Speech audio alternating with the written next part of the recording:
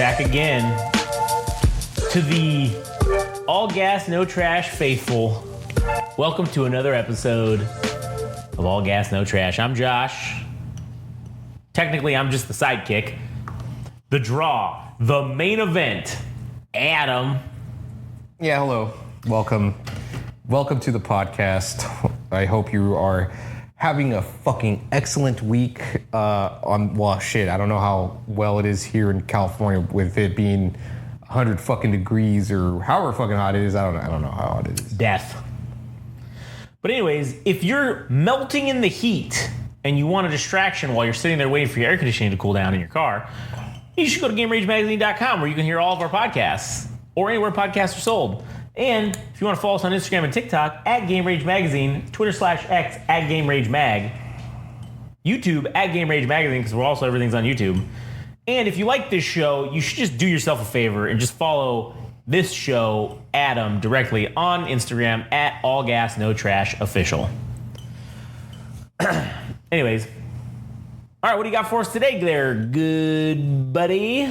Today I want to take a jab at shit. I don't think it's exclusive to record labels, but we'll throw in management and anybody else you can think of, but maybe we'll make it exclusively about record labels. All right. So one thing that I noticed that is kind of been bothering me, I guess you could throw in publications. Or blogs. Like Pitchfork. Okay. Rolling Stone. Brooklyn Vegan or what? Like Brooklyn Vegan. The fuck is that? It's a blog about music. It's called Brooklyn Vegan? Yeah. That sounds terrible. Yeah, I don't know why they chose that name. And there's Pigeons and Planes. Pigeons and Planes? Yeah. That sounds like a band name. Man, Brooklyn Vegan, this is fucking legit. Jesus Christ. Yeah, it's a real thing. So, Yeah. I don't know if I'm just making this up, and I don't think I am, because we all know how easily people take advantage of other people. Oh, yeah. Oh, yeah.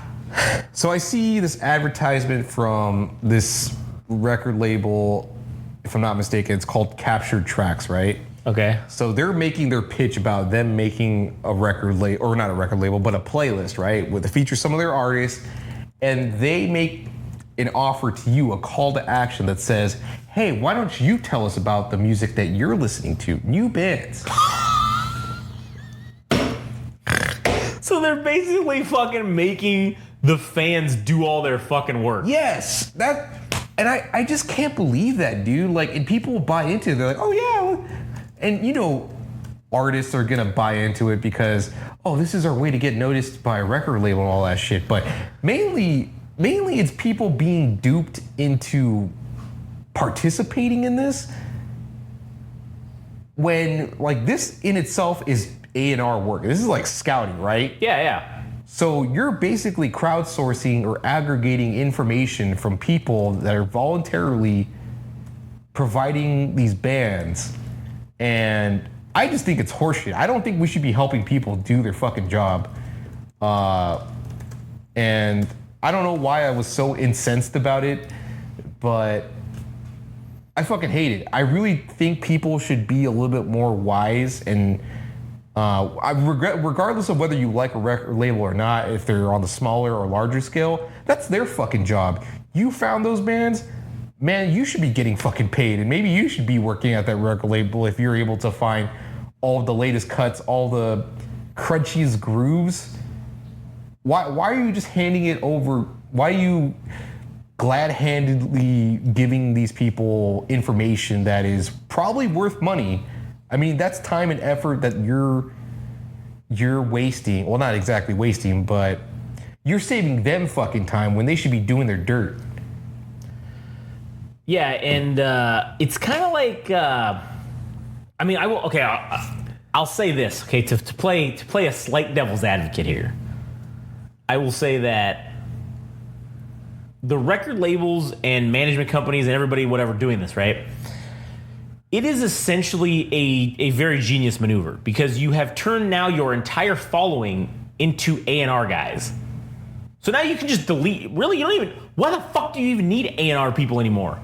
You've got the fans who love your shit. I mean, again, no shit, not shitting on the fan base, because the fan base is a great thing to have. A fan base is a privilege. And taking advantage of that privilege and making them do work and making it seem like they're not, man, that is so fucking scummy. And the shit part is, if you've got a fan who just keeps sending you bangers after bangers of shit that you don't know, why wouldn't you call that guy and be like, hey man, you want a job? Yeah, I mean, is that really going to happen? No, because you're giving them free information. They're never going to pay you for that. And that's the scummy part about corporations and most businesses in general, is they're never going to give you the credit. They're never going to give you the fucking, they're going to be like, hey, look at this new band that we found. And no, the you most didn't. The most you get, if you even get that, is a footnote to say, thank you, X person. But they won't. I don't even think they'll give you that, because they're going to be like, we don't want to admit that you gave this to us. Maybe at best they'll be like, hey, thanks for telling us that. Oh, yeah, everybody who sends something in gets a free t-shirt. Here you go, here's a free t-shirt to make you feel good, to make you keep doing this, keep wanting to do it more. That's probably the best you'll get. Get a free t-shirt or some nonsense. But if you show them some band that does it that's undiscovered, they should pay you money. And now the band maybe doesn't know that you're the one that turned them on, so that's like, it's not necessarily the band's fault, but the label or the management company or whoever should be saying, hey, listen, we're going to give you 5%, 10%. I don't know what the number is. We're going to give you something of what this band pulled, what they pay us or what we're making off of them. Because without you, this likely probably would have never happened. And I think that's fair. I think that's more than fair. And it's kind of bullshit that they don't do that. Yeah. But yeah, just seeing that happen on Instagram or just social media in general is that these people are getting socially engineered or duped to leak information or pitch information about bands that were basically undiscoverable. I mean, on the opposite end, man, fuck, we should be giving credit to people that are music curators, and yeah, they do have their audiences, like they do well enough for themselves. The people that specifically their pages are just dedicated to music. Yeah. I mean, I think they fucking earned their way to basically pitch music to people and shit. Like, they earned that. They did the homework. They did their time for it. That's cool. Like, that's somebody doing their dirt. And I think they're entitled to all that shit. Like, all the praise that they get, maybe even the money that they would make from, I don't know if they're like social media influencers or if you can make money off of just pitching music. Well, shit, obviously, if fucking, they're just stealing information from other people. But fuck, man, like, I don't know. I think, I'm trying to think of like what other ways record labels or even fucking blogs or publications are using people to steal or get intel about local scenes, because that's one thing that I think major record labels don't want to do, because they have like all these there's this thing called Chartmetric, right? Okay. So it tells you like basically every social media metric, every streaming metric, like on different platforms. It gives you like this nice dashboard of an artist, right? It even tells you like how hot they are in their local area. But nobody really wants to do the dirt about discovering an artist like just by ear or just by intuition. I think those days are probably far and few between that people would want to go out and see a band for how well they perform or like how good the music is. Mm-hmm. It's like kind of based on, like I was telling you the other day, dude, when I went to go to Dodger Stadium and it was Japanese Heritage Night, and there was this girl named Anna Aya or something like that. She was like this half Armenian, half Japanese girl, and she was a pop artist, and she couldn't actually sing. And it's like, that's what we're getting, is like these mediocre artists that they're propping up because they're attractive. It's like, instead of actually going out and doing the work to go travel to a venue and seeing what a band is actually like, I don't think people actually want to do that. They just want to see, oh, you have 10,000 followers, you have 100,000 followers, you did it on your own. I got to get in on that. Or you have 1 million streams on Spotify or Apple Music. Oh, that's enough for me. I think we need to look into this. But that's not the time to get in. The time to get in is when nobody knows about them. And the only way you're going to find out about that is if you go fucking see them for yourself. Yeah, true. So It's man, it's so fucked, dude. It's so strange. It's like I said, it's very scummy. And I mean, even this like chart metric thing that you're talking about, because I just looked it up because I had no idea what the fuck that was. yeah. God, I feel like this is a scam. I feel like this is a scam to dupe artists into because for an artist, you can pay they have the single artist account, you can pay $10 a month or $60 for the year, and it gives you all these insights to all these things, but like you can do this yourself without paying $10 a month. If you're releasing on Spotify and you're an artist on Spotify, the account's free. You can see exactly how the fuck you're doing. If you run your own social medias, you can see exactly how the fuck you are doing. And I'm assuming that it's like you have to log in and like connect this to all your shit. That's how you get this dashboard. Is you have to connect all your shit to it. Not for somebody that's doing talent scouting. Because what is it for the artist end? So one artist, you get $10 a month, okay? For the manager, you can get 10 artists and you get $60 a month. Or you can do the premium and you get 10 million artists and it's $140 a month.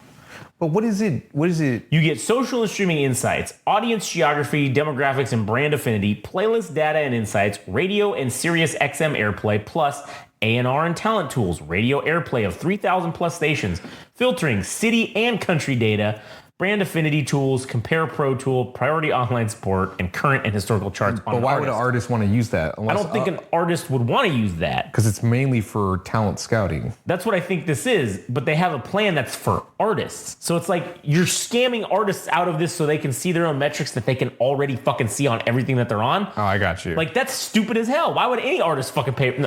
Now, listen, if you're an artist, you pay for this. I'm sorry, but you're a fucking idiot. Like, I think this is dumb. Like, it's probably like a quality of life thing. It's not being able to see all those things. Well, I mean, in the course of a day, maybe you take bits of it throughout the day, but with the luxury of having a dashboard where everything's on there at once, you don't have to go to 10 different things and waste 10 minutes. It's 5 minutes on this and you get everything all at once. But I mean, it's not even worth it. It's not even worth it. It's not. I really don't think it is. And then the manager one, okay, the only one that's worth it if you're an A&R person is paying $140 a month for 10 million artists because you get access to everyone that exists, basically. But so that's information that everybody that pays has access to. So it's not like you're getting ahead. You're just getting in on what everybody else. If you find somebody, now you can look at what they're doing on here. Yeah. You can see all their shit, technically. Yeah. So... But you're not that fucking good if you're using it. If you agreed. If you can't surmise what they're doing just based off of their public information that they have out there, I mean, all this is doing is just gathering their public information and putting it in one location. Yeah. So now you're just paying $1,400 a year to be lazy. Yeah. So I don't know. Yeah. Anyways, back to the topic though.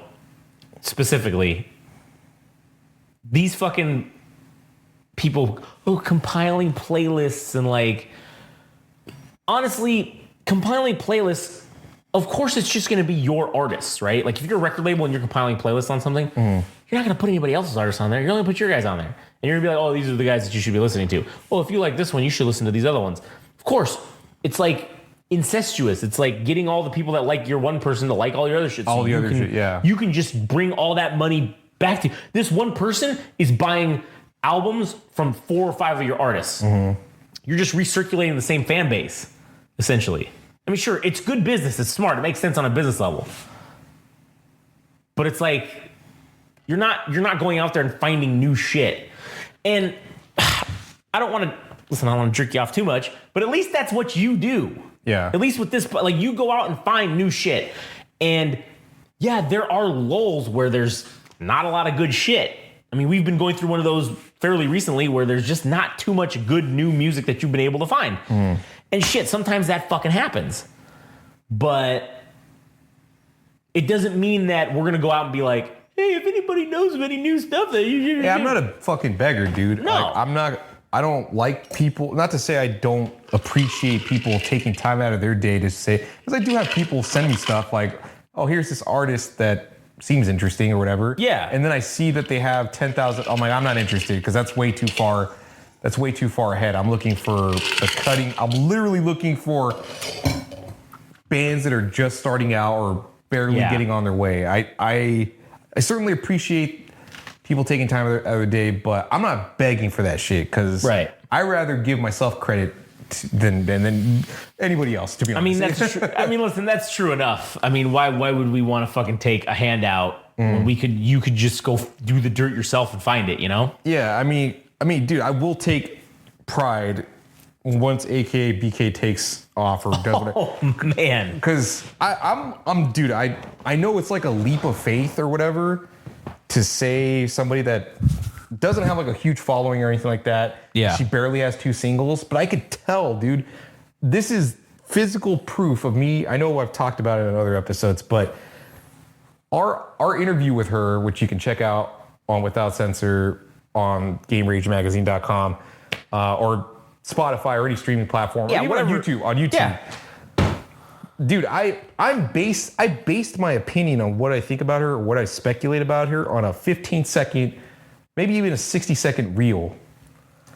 That's not a whole lot of information, and I'm saying, oh, this is something, because there is literally something that I thought was interesting. And it wasn't because I was looking on Chartmetric, it wasn't because somebody recommended it to me, but that's still a work in progress of where she actually ends up. But I have no doubt personally, because that's just what I believe. I'm doing it off of intuition, what I feel, what I think. And I'm sure there's gonna be fucking record labels and publications that are gonna jump on the fucking train and say that this is one of the artists of 2024 or 2025 in the coming months that they put the spotlight on her. We already did it. We did that first. And and you know what's fucking great? No one, absolutely no one can take that away from us because we have the receipts. Yeah. And now I will fully admit that I really had nothing to do with that whole fucking interview other than just being there and asking some questions, right? Yeah. But man, we talked about AKA BK on previous episodes of this show. You showed me that music video. We watched it, and then it was one single she had out. Yeah, one single with that one video. And you showed that to me, and I'm like, damn, man, you're right. This is going to be something. Like, and then somehow we turned that into getting an interview. The first ever interview? Oh, man. Yeah. That's what this is all about. That's what this is all about. Is getting those things, those exclusives, the first interview ever. Guess what? When she blows up and becomes bigger than fucking Lady Gaga or whoever, Rolling Stone can't say it. Time Magazine can't say it. No one else can say it but us. We have the first fucking interview. Mm-hmm. And that's a milestone no one can take. Yeah. And shit, man. I'm hoping we get more of those in the future, but full disclosure, and this isn't totally related to music, but it's tangentially related. I've personally, and maybe you feel this way too, but I feel like personally we'd have to take a hiatus on interviews because I don't like the way things have turned out with people for whatever reason that might be. But I do want to do it in the future when we are further along, because then we'll have like an audience to leverage to push onto people. But I don't think that's going to happen right now. I think no. I mean, we're still in our audience building phase. I mean, and again, we're very transparent about what we have here in terms of numbers. And you can listen to the BFN show, the Buttfuck Nowhere show. Mm-hmm. We're very transparent on there. So I'm not going to turn that into an episode of this. But I mean, we are pushing for 2K, like 2,000 fucking streams in a month. Mm. And for most people who have podcasts, that's not something that happens within any normal amount of time, within a year.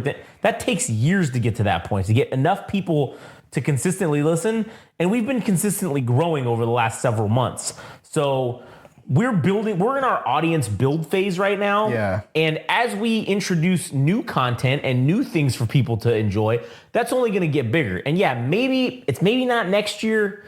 Maybe it's 2026 when we get our audience to the point where there's whatever, we're doing 10,000 consistent listeners or something like that. Who knows? Whatever the number is, I don't know what the number is, but that number that we can take to people that are up and coming artists and say, hey, we think your shit's good. We want to interview you. Hey, we have an audience base worldwide, mind you, of 10,000 people.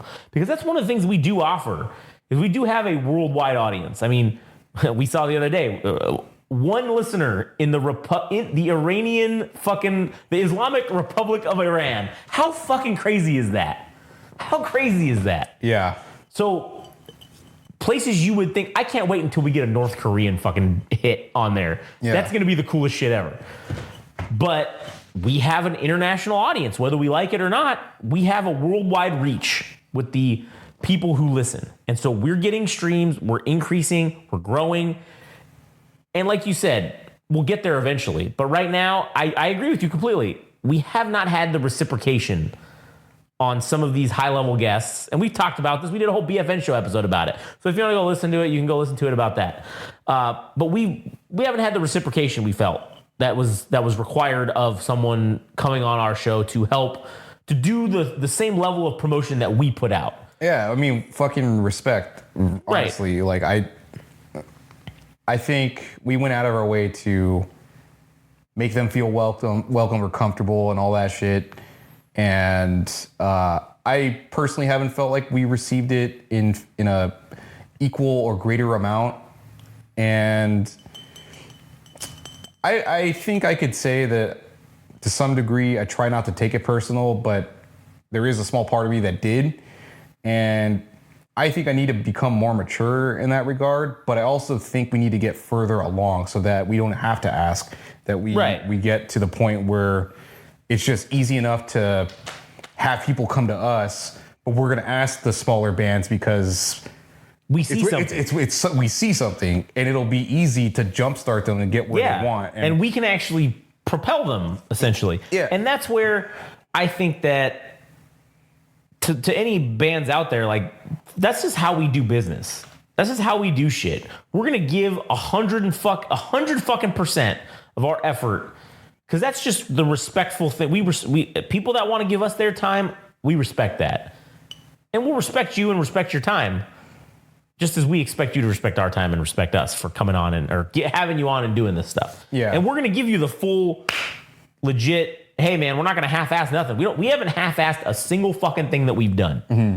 And I have to say, I think that has put our work ethic into no question by any stretch of anyone. Yeah. And I guess since we're on the subject about being influenced or having people contribute to our shit. Yeah.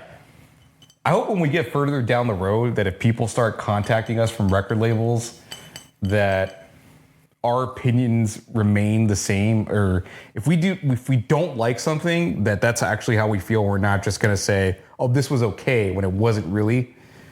That we retain all the integrity that we have going forward, because who the fuck knows where this is going to end up. But if we end up in a better position than where we're at right now, I think integrity is going to be a big fucking thing. Yeah, and that's honestly like we said on the BFN show and maybe even this show.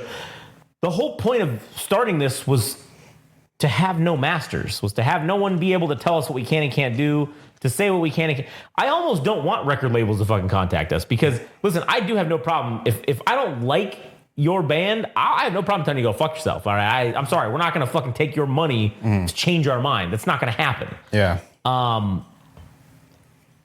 If we like your band, yeah, and you want to promote them on here and do whatever, have them come on, like, yeah, fuck yeah, of course. If it's something that we genuinely like, and if we don't like it, we ain't gonna have you on. And I'll say this: it's not that we won't have you on.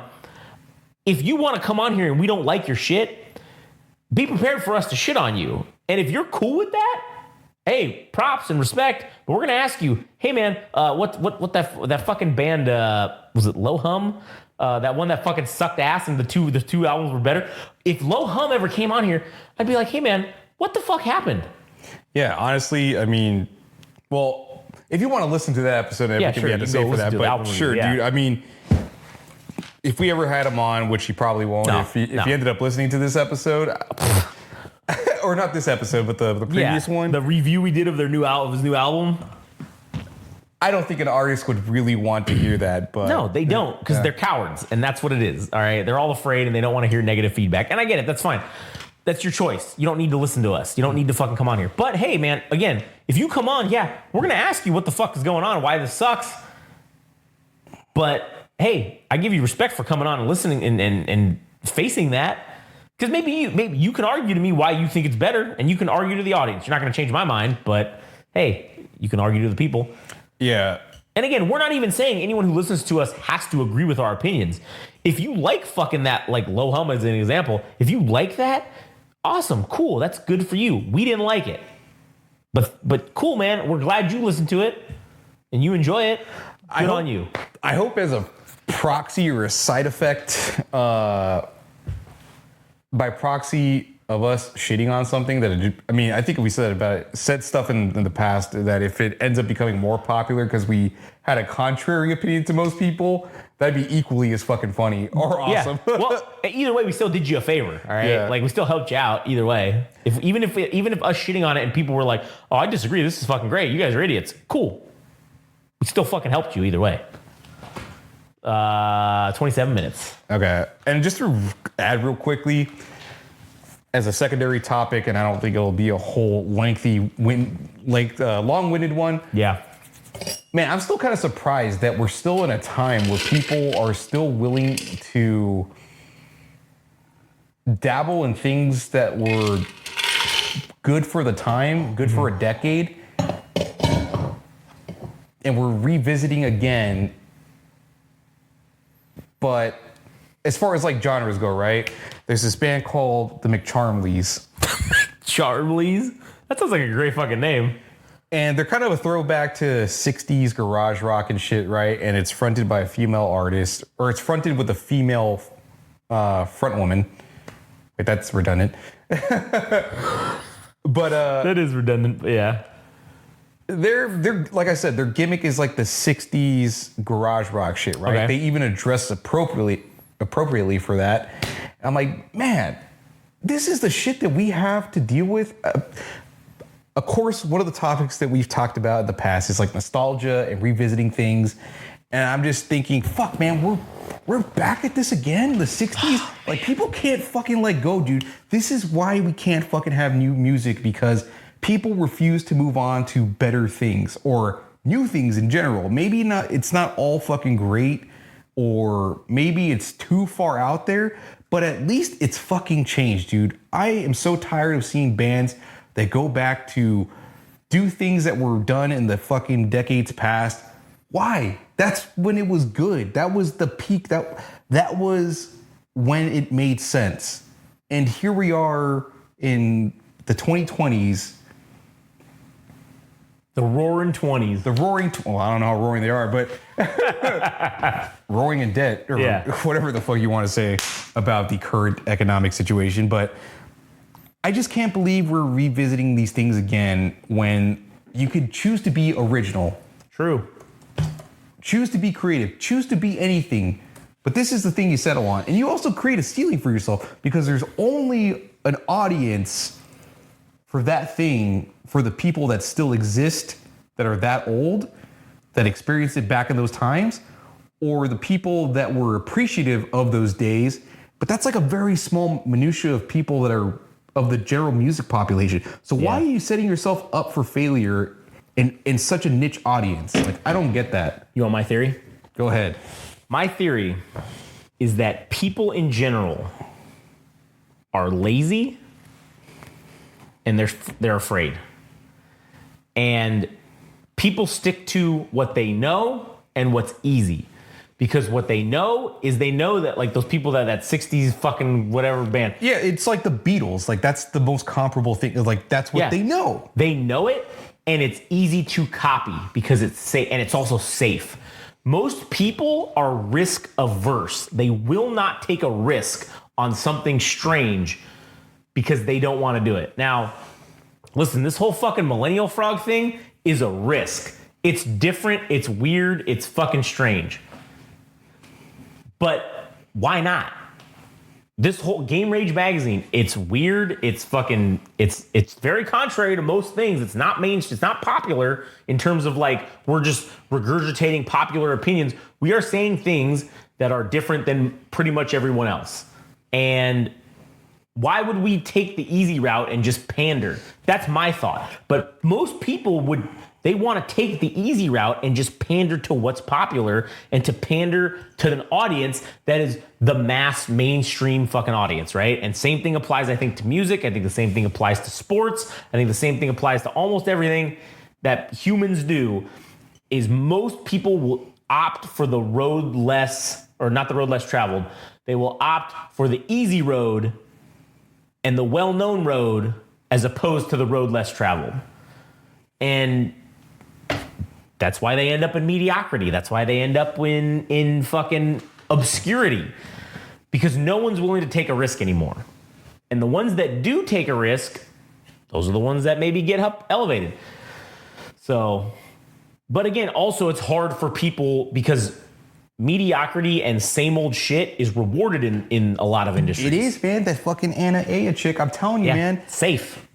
She's attractive. Okay, that's a face to get that's a face to get people in the fucking door. Yeah. And whether the music is permissible or not, or if it's okay, it doesn't really matter, because what really matters is if you can get people through the door. If the music's okay, fuck it. It doesn't really matter because we got the people in the door. Yeah, exactly.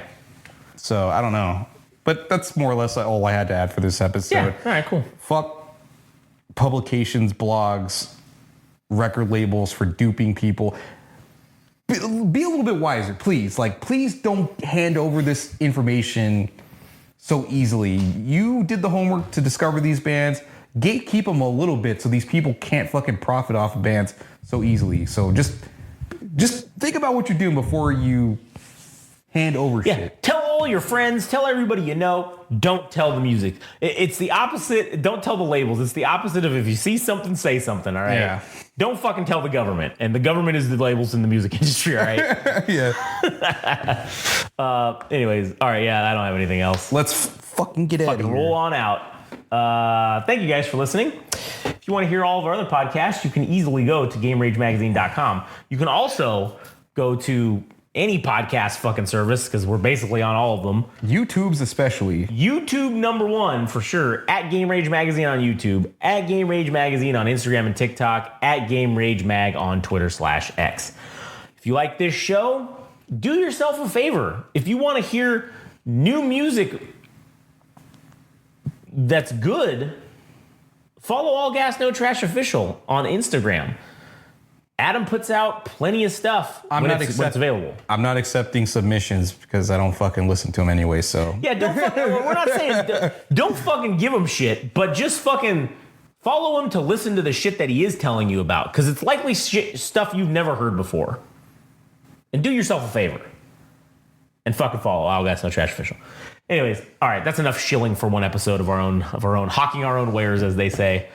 Anyways, thanks for listening, and if you disagree with us, go fuck yourself. We don't give a fuck. And get that ass banned.